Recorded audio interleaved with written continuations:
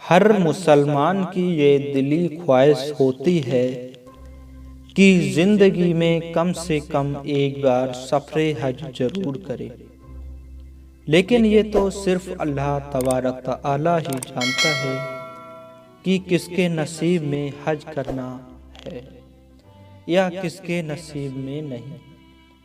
لیکن ہم اللہ تبارک تعالی سے دعا کرتے ہیں کہ سبھی مسلمانوں کو کم سے کم زندگی میں ایک مرتبہ حج کرنے کی توفیق نصیب عطا فرمائے، آمین۔ پیارے مومنوں، اس ویڈیو میں ہم بات کریں گے مدینہ طیبہ کے وہ چند کنوؤں کے بارے میں جو حضور اقدس صلی اللہ تعالی علیہ وسلم کی طرف سے منسوب ہیں، یعنی کسی سے وضو فرمایا، کسی کا پانی پیا اور کسی میں اپنا لعاب دہن ڈالا۔ ان کنوؤں کی زیارت بہت سے مسلمانوں اور آپ میں سے بہت لوگوں نے کی ہوگی، اور اگر ابھی تک زیارت نصیب نہیں ہوا تو اللہ تبارک تعالی کی بارگاہ میں دعاؤں کا سلسلہ جاری رکھنا، کیونکہ وہ کریم و رحیم ہے۔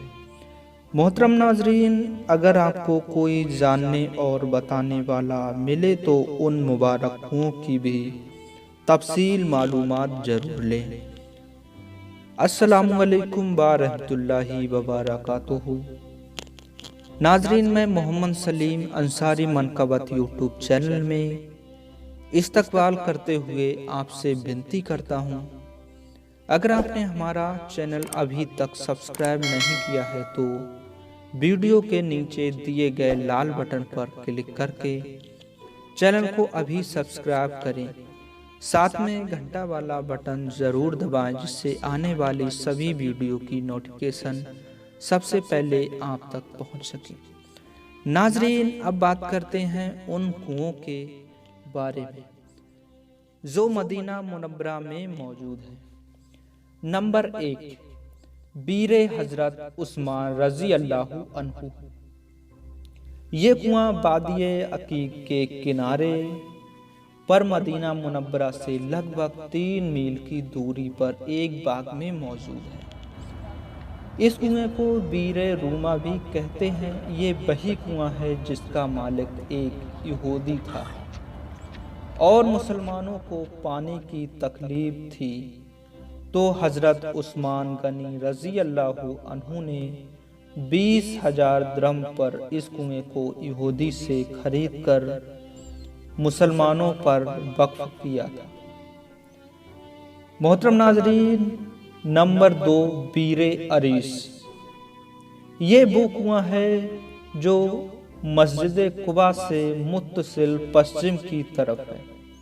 اس کو بیر خاتم بھی کہا جاتا ہے، اس لیے کہ حضرت عثمان غنی رضی اللہ تعالی عنہ کے ہاتھ سے مہر نبوت کی انگوٹھی اس کنویں میں گر گئی اور بڑی تلاش بعد جستجو کے باوجود نہیں ملی۔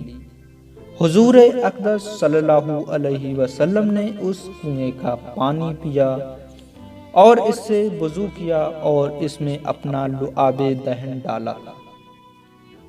نمبر 3، بیر گرس۔ یہ کنواں مسجد قباء سے لگ بھگ 4 فرلانگ پورب اتر کونے پر موجود ہے۔ اس کے پانی سے حضور اقدس صلی اللہ علیہ وسلم نے وضو فرمایا اور اس کا پانی بھی پیا تھا اور اس میں اپنا لعاب دہن اور شہد بھی ڈالا تھا۔ نمبر 4، بیر بصا۔ یہ وہ کنواں ہے قباء کے راستے میں جنت البقیع کے متصل ہے۔ اس کنویں پر حضور اقدس صلی اللہ علیہ وسلم نے اپنا مبارک سر دھویا اور غسل فرمایا۔ اس جگہ 2 کنویں ہیں۔ صحیح یہ ہے کہ بڑا کنواں بیر بصا اور بہتر یہ ہے کہ دونوں سے برکت حاصل کریں۔ نمبر 5، بیر بضاء۔ یہ کنواں سامی دروازے سے باہر جمل اللیلواق کے پاس ہے۔ اس میں بھی حضور اقدس صلی اللہ تعالی علیہ وسلم نے اپنا لعاب دہن ڈالا اور برکت کی دعا فرمائی تھی۔ نمبر 5،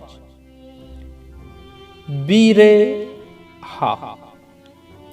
یہ کنواں باب مزیدی کے سامنے اتری فصیل سے باہر ہے۔ یہ کنواں حضرت ابو طلحہ صحابی رضی اللہ تعالی عنہ کے باغ میں تھا۔ حضور اقدس صلی اللہ علیہ وسلم اکثر اس جگہ جلوہ افروز ہوتے تھے اور اس کا پانی بھی پیا کرتے تھے۔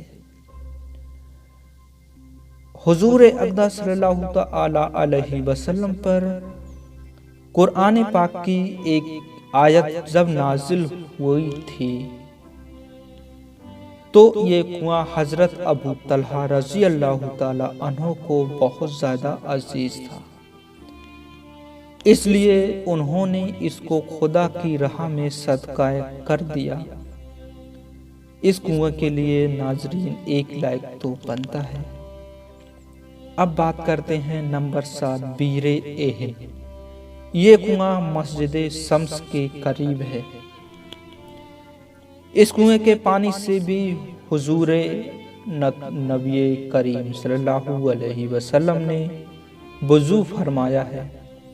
اس کا پانی تھوڑا کھارا اور اس کو بیر الیسیرہ بھی کہا جاتا ہے۔